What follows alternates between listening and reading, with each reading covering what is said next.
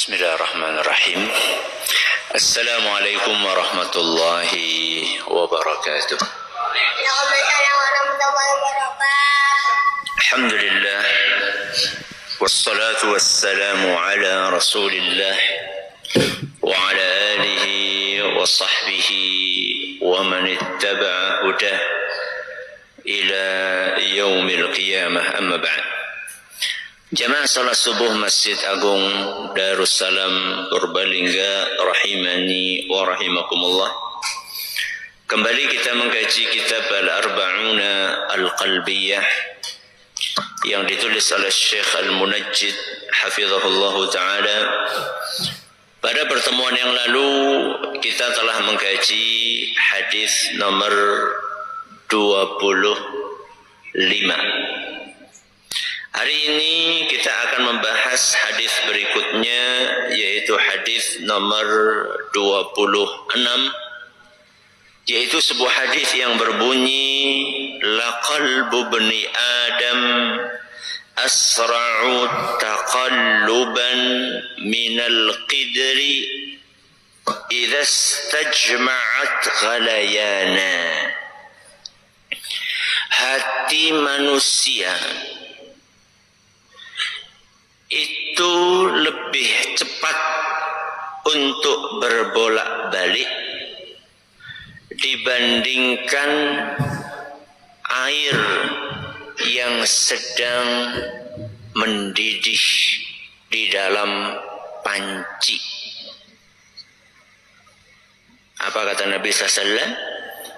Sesungguhnya hati manusia lebih cepat berbolak-baliknya dibanding air yang sedang mendidih di dalam panci.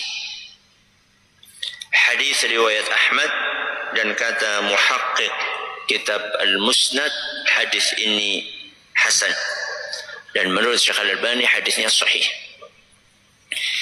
Dalam hadis ini Nabi SAW memberikan sebuah ilustrasi.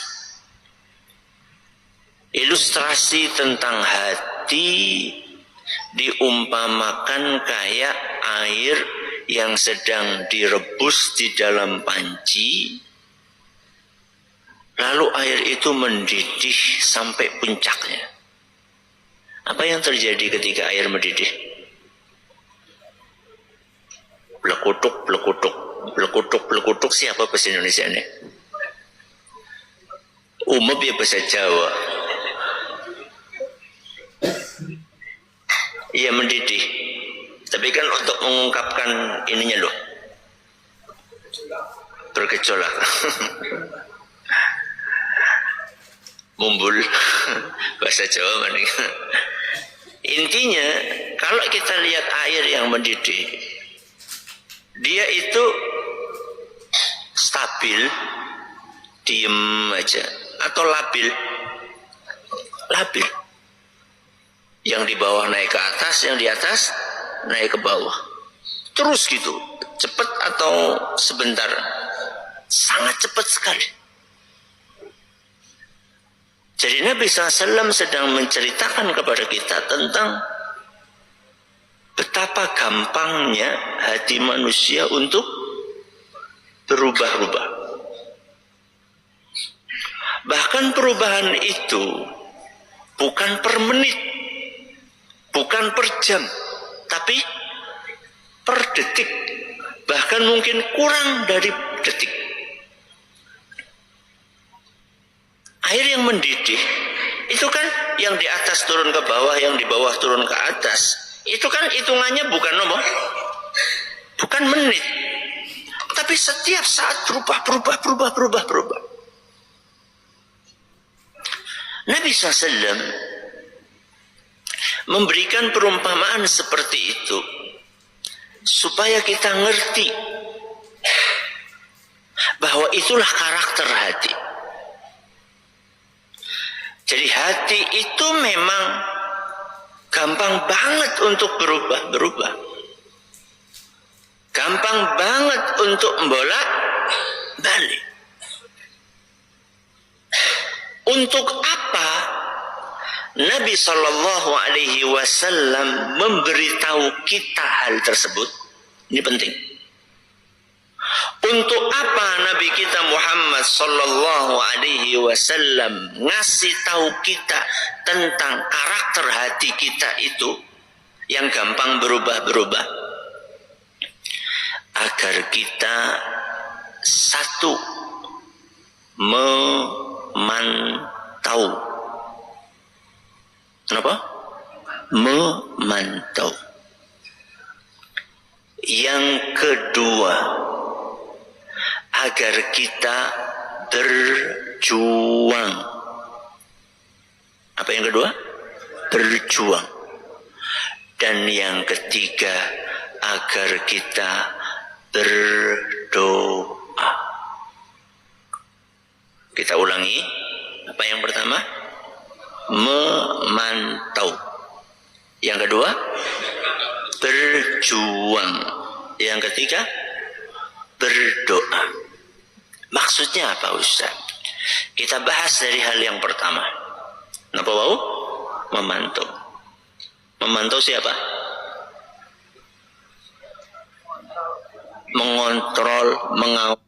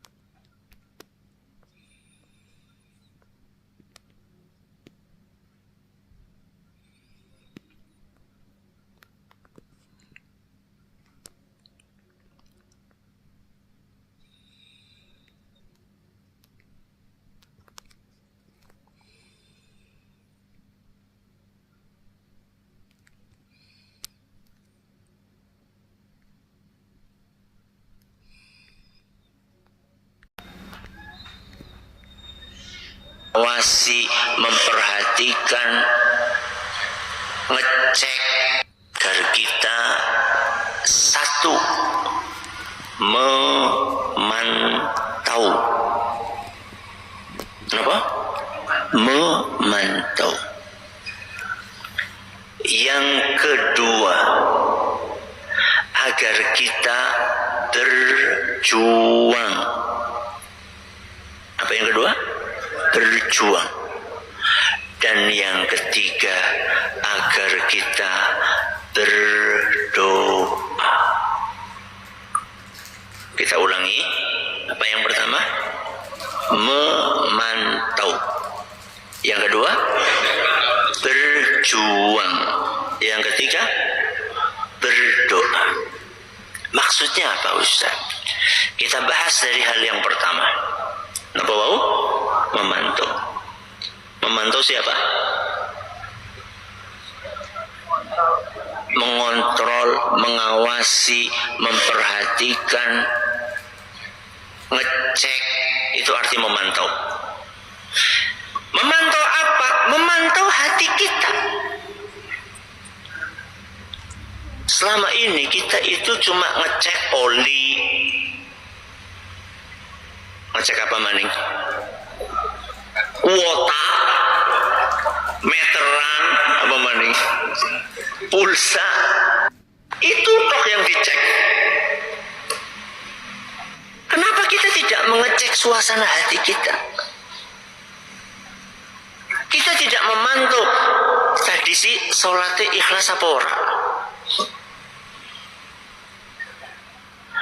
Hari ini saya sudah ridho dengan takdir Allah atau belum?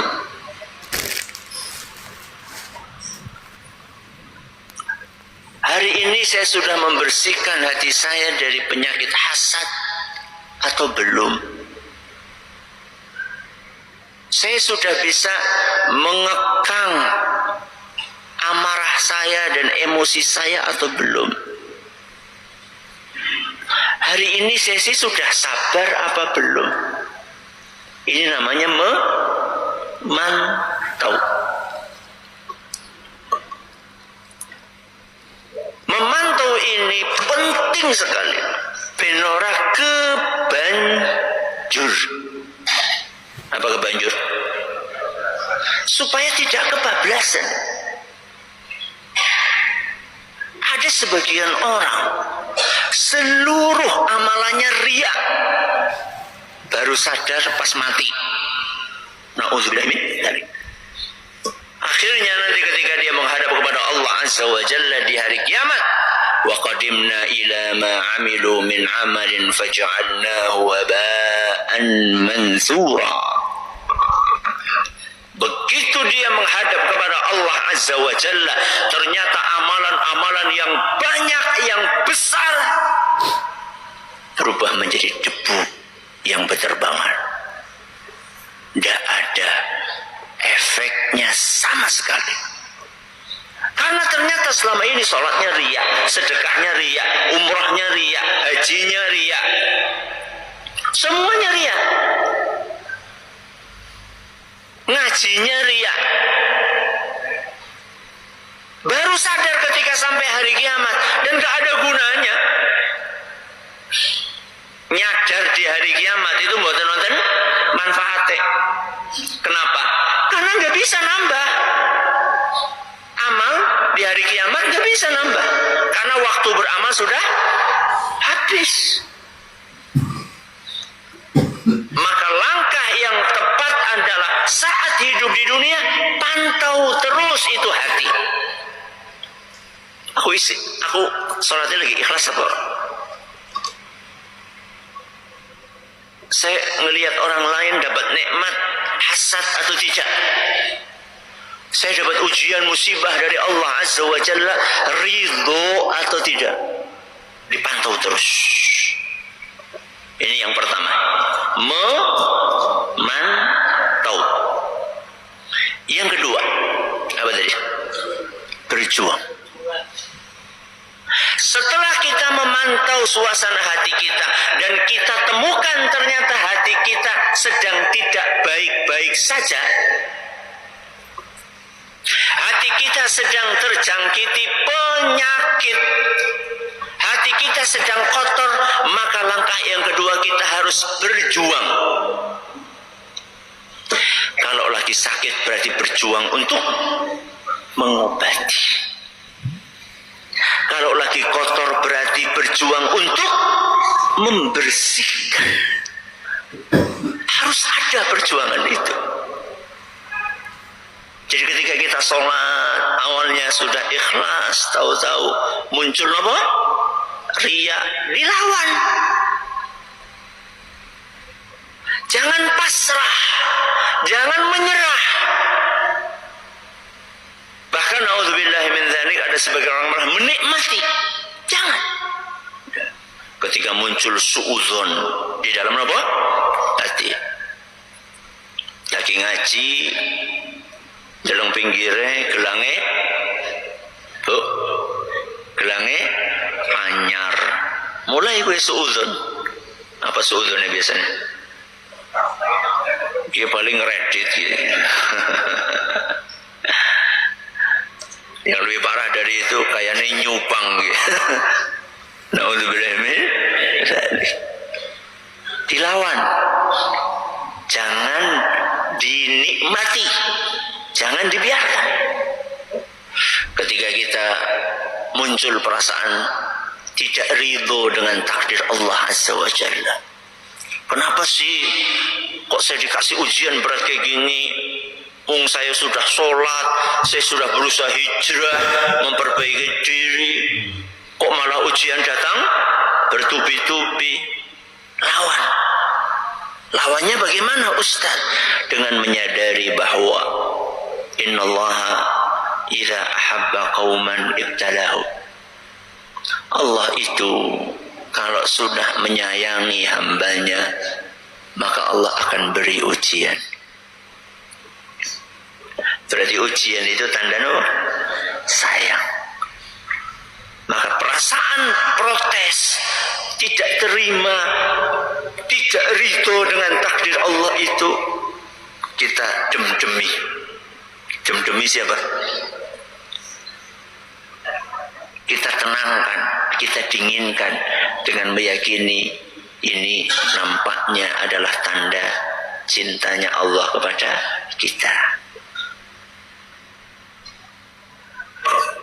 Ketika hati ini gelisah, hati nama gelisah, mesti ada sebabnya. Tidak mungkin hati manusia ujuk-ujuk nopo gelisah, tidak mungkin. Kira-kira kenapa sebabnya? Ya apalagi kalau bukan maksiat. Membengi turu jampiran jajal. Nah mulai. Ternyata jam rolas. Ngapain jajal? Dolanan HP. Sing dideleng apaan jajal? Gitu terus. Astaghfirullah. Ternyata nonton. Sing ditonton sing ora bener, yang tidak layak untuk ditonton. Gelisah. Begitu gelisah maka astaghfirullah. Terus gitu. Sehingga ada perjuangan, ada perlawanan untuk melawan kondisi-kondisi tidak ideal tadi. Perbanyak zikir kepada Allah. Subhanallah, alhamdulillah, la ilaha illallah, Allahu akbar. Ala bi dzikrillahi tatma'innul qulub. Dengan berzikir kepada Allah, hati akan tenang. Jadi ketika gelisah tadi, kita berusaha untuk memperbaikinya dengan cara memperbanyak zikir. Yang ketiga, berdoa. Kenapa Ustaz? Sudah berjuang, sudah melawan, kok harus berdoa? Karena manusia lemah. Kenapa? Lemah. Hati kita rapuh. Masih ingat kemarin? Kayak apa? Hah? Sehelai bulu yang nempel di batang pohon, di tengah gurun, ada angin kencang. Hati kita itu rapuh. Maka kita harus minta tolong sama Allah. Makanya doa, salah satu doa yang paling sering dibaca oleh Nabi Muhammad sallallahu alaihi wasallam, ya muqallibal qulub tsabbit qalbi ala dinik. Wahai yang maha membolak-balikkan hati, jadikanlah hatiku istiqamah di atas agamamu. Wa ya musarrifal qulub sarrif qulubana ala ta'atik. Wahai yang maha mengarahkan hati, arahkan hati kami di atas ketaatan kepadamu. Berapa poin? 3 poin. Apa yang pertama? Memantau. Yang kedua, berjuang. Yang ketiga, berdoa. Semoga bermanfaat apa yang kita pelajari. Terima kasih atas perhatiannya, mohon atas segala kurangannya. Kita akhiri dengan doa kafaratul majlis. Subhanakallahumma bihamdika asyhadu an la ilaha illa anta astaghfiruka wa atubu ilaik. Wassalamualaikum warahmatullahi wabarakatuh.